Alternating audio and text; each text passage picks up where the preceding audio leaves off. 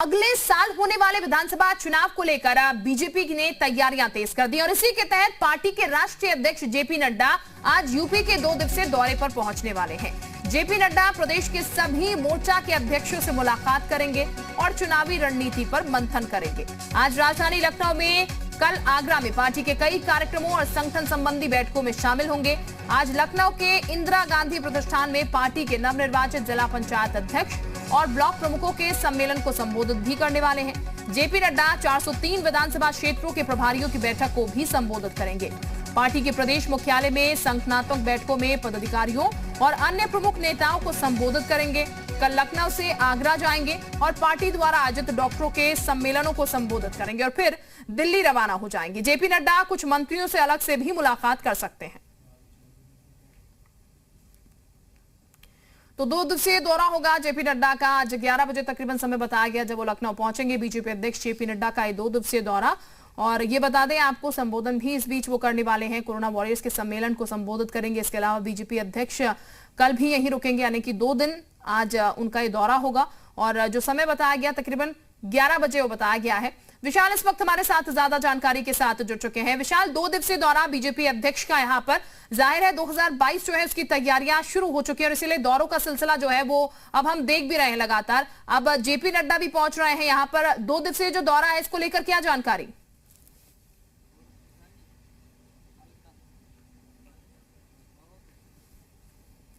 चलिए विशाल के पास हम लौटेंगे, शायद उन तक आवाज नहीं पहुंच पा रही है, लेकिन फिलहाल हम बता दें आपको 11 बजे का तकरीबन समय रखा गया है जब बीजेपी अध्यक्ष पहुंच जाएंगे लखनऊ में, और यहीं पर 2 दिन तक वो रुकेंगे, यानी कि कल भी रुकेंगे और आगरा पहुंचेंगे। कल नवनिर्वाचित जिला पंचायत अध्यक्ष को संबोधित भी करने वाले हैं।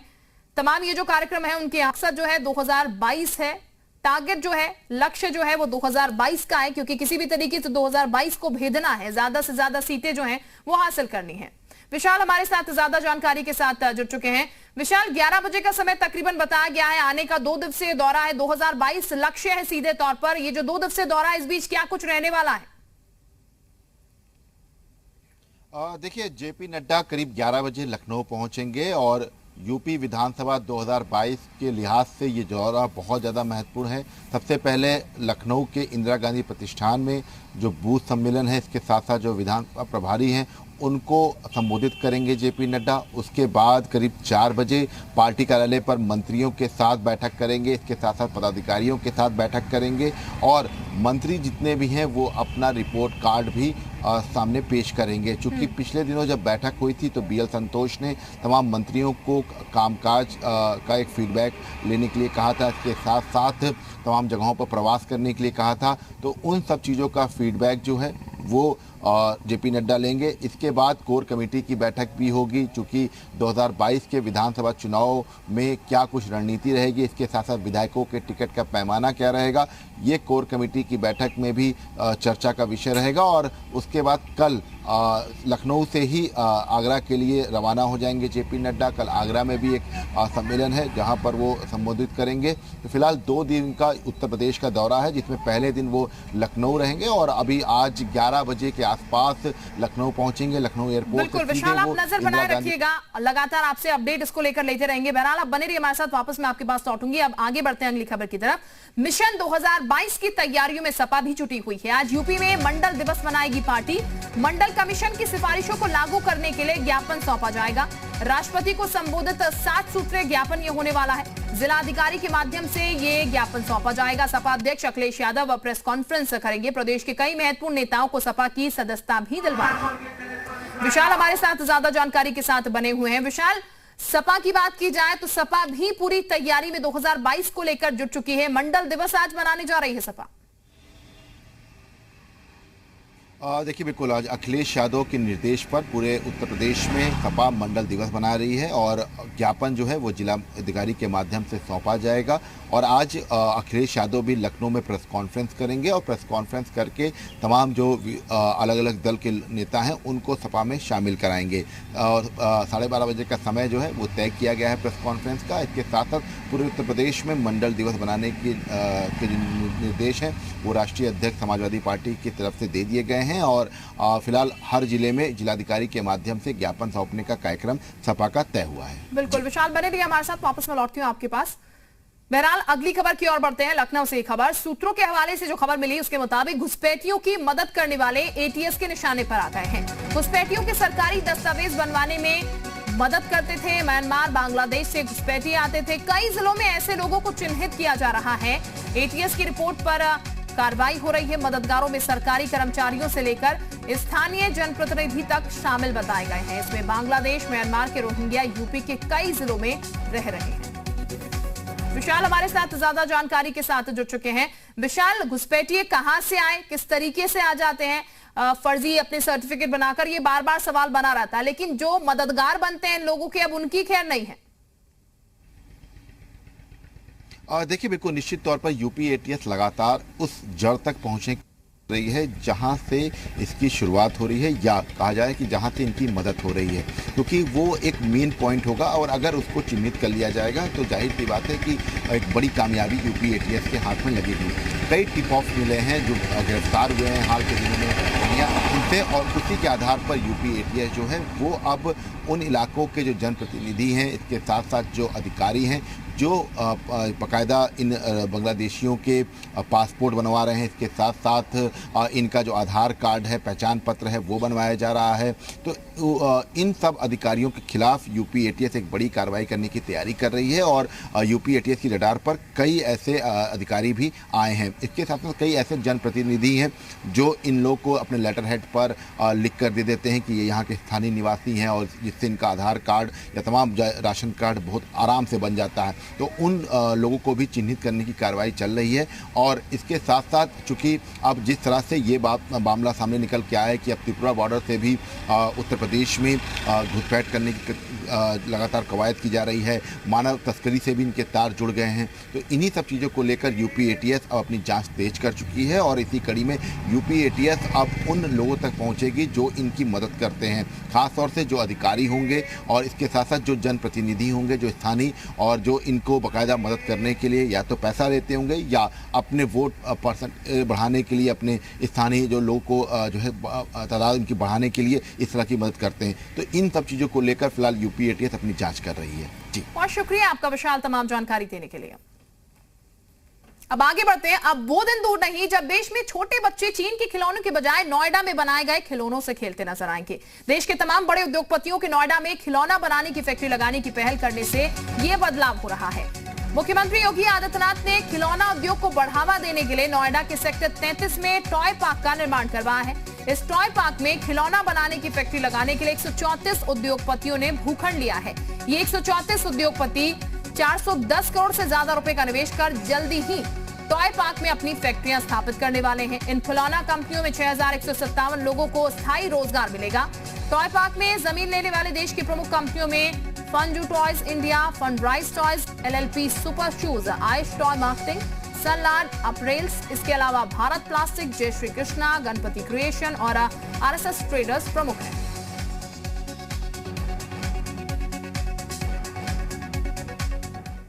अब बात मुरादाबाद की करते हैं, जहां पर अब संबल में पलायन के लिए मजबूर होने का मामला सामने आया है, जिसके बाद लोगों में हड़कंप मचा हुआ है। जानकारी के मुताबिक मामला हजरतनगर गढ़ी थाना क्षेत्र के सिरसी नगर पंचायत का है, जहां के चौधरियान मोहल्ले में 25 हिंदू परिवारों ने पलायन की चेतावनी दे दी है। यहां के पीड़ित परिवारों का आरोप यह है कि स्थानीय नगर पंचायत अध्यक्ष द्वारा मोहल्ले के मंदिर का रास्ता बंद कर दिए जाने से वो मंदिर नहीं जा पा रहे हैं। इसके साथ ही ग्रामीणों ने दूसरे रास्ते पर असामाजिक लोगों के लड़कियों से छेड़छाड़ के आरोप लगाए। पूरे मामले को लेकर पीड़ित परिवारों ने तहसील कार्यालय पर प्रदर्शन कर बंद रास्ते को खुलवाने की मांग की है। इसके साथ ही रास्ता ना खोले जाने पर गांव से पलायन की धमकी भी दी है।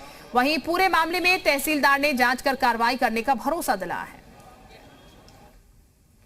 ज्ञापन प्राप्त कर लिया गया उनका एक संबंधित एक रास्ते को लेकर विवाद है, ठीक है, उसके संबंधित विभाग के लिए जांच के लिए भेज दिया जाएगा और समस्या का निष्पादन करा दिया जाएगा। अच्छा, उन्होंने आरोप लगाया कि अगर हम लोगों का अगर समस्या समाधान नहीं होता तो हम सिरसी से पलायन करेंगे, उसको लेकर क्या कहेंगे? अभी ऐसा नहीं है, अभी हम जांच करा लें, उसका जैसा भी निस्तारण होगा उचित निस्तारण कराकर संबंधित को सूचित करा दिया जाएगा।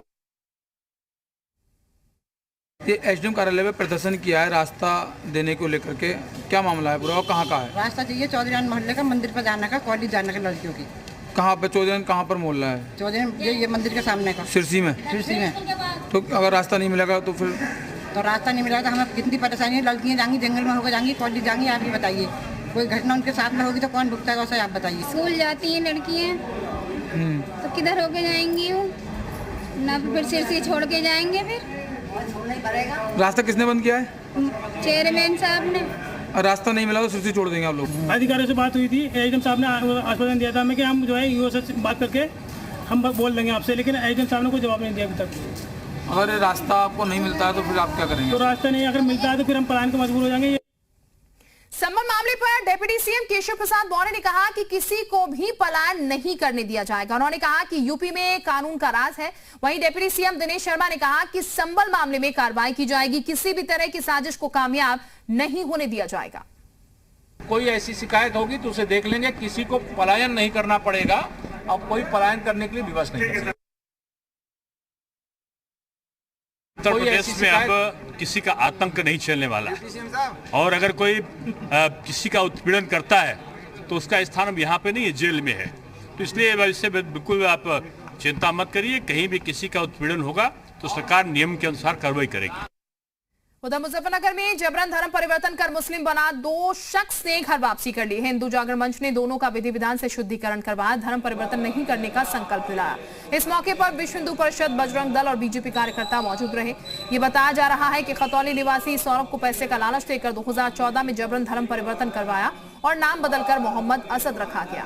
तो वहीं सुशील का नाम बदलकर अब्दुल समद रखा गया, लेकिन अब दोनों ने अपने धर्म में लौटने पर खुशी जताई।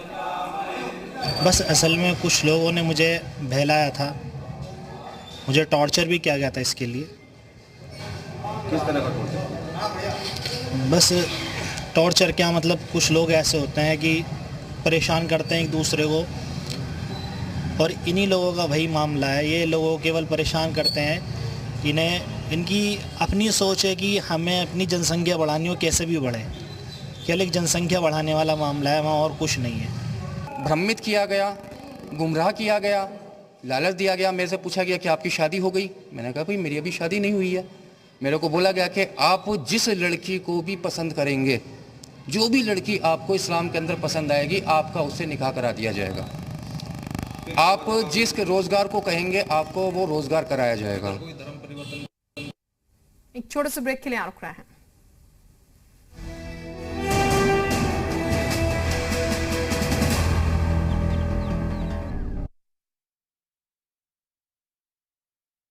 वो सच जानती है, झूठ पहचानती है, दिग्गज भी मांगते हैं पानी जब वो ठानती है।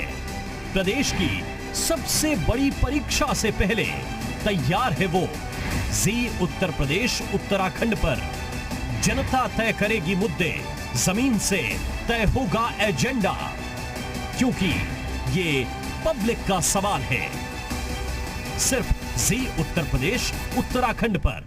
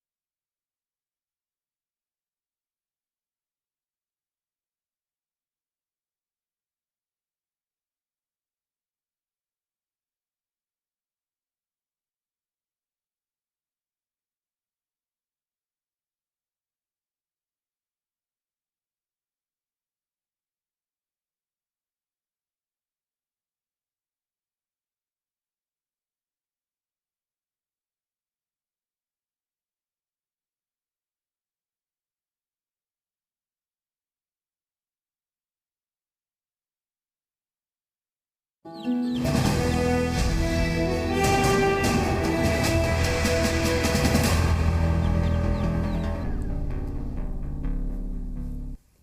बढ़ते विवादों में रहने वाले कानपुर के हेलेट अस्पताल में अब प्रदेश की पहली ई एम्बुलेंस शुरू की गई है। जानकारी ये कि एम्बुलेंस का डिजाइन से लेकर बनाने तक पूरा खर्च अस्पताल के डॉक्टरों ने और प्रबंधन ने ही संभाला है। वहीं अस्पताल कैंपस के भीतर 4 ई एम्बुलेंस चलाने की तैयारी की जा रही है। इनमें मरीजों को एक विभाग से दूसरे विभाग में आसानी से शिफ्ट किया जा सकेगा। इसके साथ किसी भी तरह के टेस्ट के लिए अलग अलग लैब्स तक पहुंचने की भी व्यवस्था की गई है। हमारा कंसेप्ट है बेड टू बेड। तो हम लोग ये चाह रहे हैं कि जैसे इमरजेंसी है या कोई अन्य अस्पताल है, मेडिसिन या सर्जरी अन्य विभाग है, वहां से बेड से मरीज को हम चूंकि ये हमने ई रिक्शे को कन्वर्ट किया है एक एम्बुलेंस में, एम्बुलेंस की शक्ल दी है इसमें, ताकि मरीज के दिमागदार और मरीज स्ट्रेचर पे ऑक्सीजन की आवश्यकता भी उसमें पूरी हो जाएगी, उसमें शिफ्ट किया जाएगा और एक अस्पताल से दूसरे अस्पताल ले जाने में कोई दिक्कत नहीं होगी। सुल्तानपुर में एक सड़क हादसे में 2 बाइक सवारों की मौत हो गई है। मामला गोसाईगंज थाना इलाके का बताया गया, जहां बाइक सवार 3 लोगों को एक तेज रफ्तार ट्रेलर ने टक्कर मार दी। हादसे में 2 लोगों की मौके पर ही दर्दनाक मौत हो गई, जबकि एक शख्स घायल भी बताया गया, जिसको स्थानीय लोगों ने अस्पताल पहुंचाया। घटना से इलाके में हड़कंप मचा हुआ है। मामले की सूचना पाकर मौके पर पहुंची पुलिस ने दोनों शवों को कब्जे में लेकर आरोपी ट्रेलर चालक की तलाश शुरू कर दी है। दोनों के आस वही राइस मिल के पास वहाँ शटरिंग कर दोनों से लौट रहे थे। वहाँ रोड पे एक टेलर वाला कोई मार दिया, 2 लोग खत्म हो गए। जग्गू अरे वो मुरली और संजय और जग्गू सीरियस। हाँ, एक एक्सीडेंट में रहा है जिसमें 2 लोग एक्सपायर हो गए हैं और एक पेशेंट की स्थिति सीरियस, उसको लखनऊ के रेफर कर दिया गया है। कहाँ कुछ पता लगा कहाँ एक्सीडेंट हुआ था? सर गणपतगंज को कुछ